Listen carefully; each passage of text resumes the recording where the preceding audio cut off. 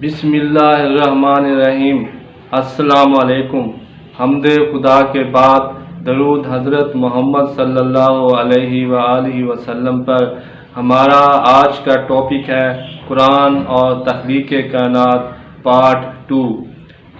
Part 1 میں ہم نے بتایا تھا کہ آسمان کو اللہ نے تدبر کر کے 2000 سال میں نور یا روشنی سے خلق کیا تھا۔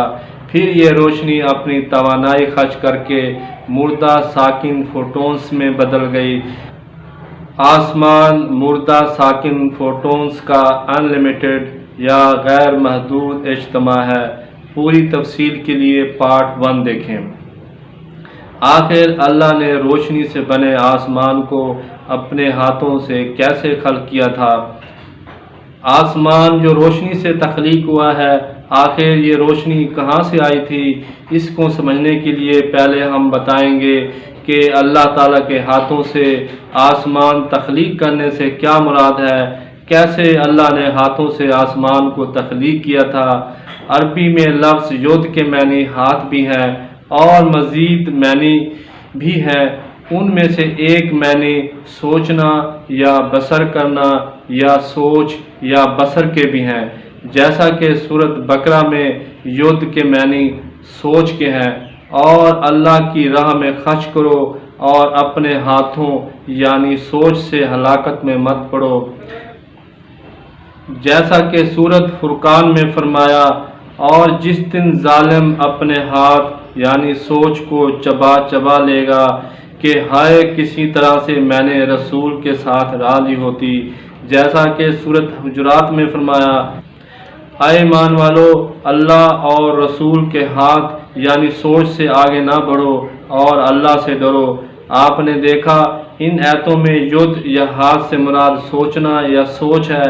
جیسے انسان کا ہاتھ یا سوچ ہوتی ہے، ایسے اللہ تعالیٰ کا ہاتھ یا سوچ بھی ہوتی ہے۔ جیسے بیت رضوان میں تمام مومنین اور اللہ کے رسول صلی اللہ علیہ وسلم نے اللہ تعالیٰ کے ہاتھوں کے نیچے بیعت کی تھی، تو ان ہاتھوں کو اللہ نے نفس کا عہد یا سوچ فرمایا ہے، نہ کہ اللہ تعالیٰ کا ظاہری ہاتھ آسمانوں سے آیا تھا، بلکہ ہاتھ سے مراد سب لوگوں کی ایک سوچ پر بیعت کرنا مراد تھی۔ بے شک وہ جو تمہاری بیعت کرتے ہیں وہ تو اللہ ہی سے بیعت کرتے ہیں۔ ان کے ہاتھوں یعنی سوچوں پر اللہ کا ہاتھ یعنی سوچ ہے، تو جس نے عہد توڑا اس نے اپنے نفس سے اپنے نفس سے کیے عہد کو توڑا، اور جس نے پورا کیا عہد جو اس نے اللہ سے کیا تھا تو بہت جلد اللہ اسے بڑا اجر دے گا۔ ان سب آیتوں سے پتہ چلتا ہے کہ اللہ کے ہاتھوں سے مراد سوچ یا بصر ہے، یعنی اللہ تعالیٰ نے سوچا یا بصر کیا کہ آسمانوں کو تخلیق کروں۔ جب اللہ نے ارادہ کیا یا سوچا تب اپنی اسی سوچ کو برق یا روشنی میں بدل دیا، تب اسی روشنی سے آسمان تخلیق ہوا۔ اس لیے اللہ تعالیٰ نے فرمایا کہ آسمان میں نے اپنے ہاتھوں سے یعنی سوچ سے خلق کیا ہے۔ اس لیے اللہ تعالیٰ نے فرمایا کہ آسمان اس کا نور یعنی روشنی ہے، اللہ کا نور ہے آسمان و زمین۔ جب اسی نور یعنی روشنی یا فوٹونز میں سے حرارت ختم ہو جاتی ہے اور یہ فوٹونز مردہ ساکن جلے ہوئے فوٹونز میں بدل جاتے ہیں، تب اللہ تعالیٰ نے آسمان کو دخان یعنی جلی ہوئی چیز فرماتے ہیں، جیسا کہ سورۃ حامیم سجدہ میں فرمایا۔ پھر آسمان کی طرف ارادہ کیا اور وہ دخان یعنی جلی ہوئی چیز ہے۔ کیونکہ روشنی 7 قسم کی ہوتی ہے، اس لیے آسمان بھی 7 ہیں، اور انہیں پورے 7 آسمان کر دیا 2 دن میں۔ دیکھیں اللہ کا آسمان بھی امر یا کام ہے، جیسا کہ سورۃ روم میں فرمایا، اور اس کی آیت یا قانون سے ہے کہ اس کے امر سے آسمان و زمین قائم ہے۔ ہم قرآن کی آیتوں سے سمجھنے کی کوشش کریں گے، کیا اللہ تعالیٰ اپنے امر یا کام اپنی سوچ کو برق یا روشنی میں بدل کے کرتے ہیں؟ اللہ تعالیٰ نے سورۃ قمر میں فرمایا کہ وہ اپنے کام اپنی سوچ کو برق میں بدل کر کرتے ہیں، اور ہمارا امر تو صرف بصر یعنی سوچ کی برق ہے۔ عربی میں بصر سوچ کو کہتے ہیں اور کلمہ کے معنی برق کے ہیں، یعنی اللہ تعالیٰ اپنے کام اپنی سوچ کو برق میں بدل کر کرتے ہیں۔ قیامت بھی اللہ تعالیٰ کا امر یا کام ہے، تو قیامت بھی اللہ تعالیٰ اپنی سوچ کو برق میں بدل کر نازل کریں گے، جیسا کہ سورۃ قیامہ میں فرمایا۔ سوال کرتا ہے قیامت کا دن کب ہوگا؟ پس جب بصر یعنی سوچ برق ہوگی۔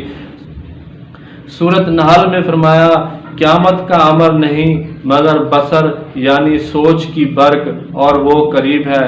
اسی سوچ یا بصر کے برق ہونے کی وجہ سے قیامت کے دن زمین اللہ تعالیٰ کے نور یعنی روشنی سے چمک اٹھے گی۔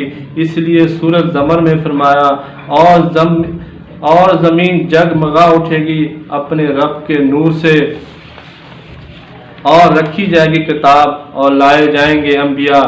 قارئین، ان سب آیتوں سے ثابت ہوتا ہے کہ اللہ تعالیٰ نے آسمان کو اپنے ہاتھوں یعنی اپنی سوچ کو برق میں بدل کر تخلیق کیا ہے، کیونکہ برق یا روشنی یا فوٹونز 7 قسم کے ہوتے ہیں، اس لیے آسمان 7 ہے۔ برق اپنی حرارت خرچ کر کے مردہ ساکن فوٹونز میں بدل جاتی ہے، اس لیے انہیں ساکن مردہ فوٹونز کو اللہ نے دخان بھی یعنی جلی ہوئی چیز فرمایا ہے۔ آپ سوچیں گے یہ کیسے سائنسی طور پر ممکن ہے کہ سوچ برق یا روشنی میں بدل جائے؟ دیکھیں، خوش قسمتی سے ہمارے پاس اس وقت جدید ترین سائنسی تجرباتی ثبوت موجود ہیں۔ انجینئرنگ کی شاہکار مشینیں جن کا ذہنی طب میں استعمال ہوتا ہے، ان سے تجرباتی ثبوت حاصل ہوتے ہیں کہ ہماری سوچ برق میں تبدیل ہو جاتی ہے۔ نیورو سائنس میں دماغی سوچ کی تصاویر لینے کی ٹیکنالوجی بہت ترقی کر چکی ہے، جیسا کہ میگنیٹک ریزونینس امیجنگ یعنی MRI اور پوزیشن امیشن ٹوپوگرافی یعنی PET وغیرہ ہیں۔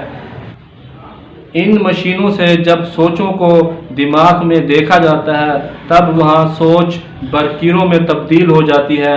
جب عام انسان کی سوچ برق میں بدل سکتی ہے تو اللہ تعالیٰ کی سوچ کیوں نہیں برق میں بدل سکتی؟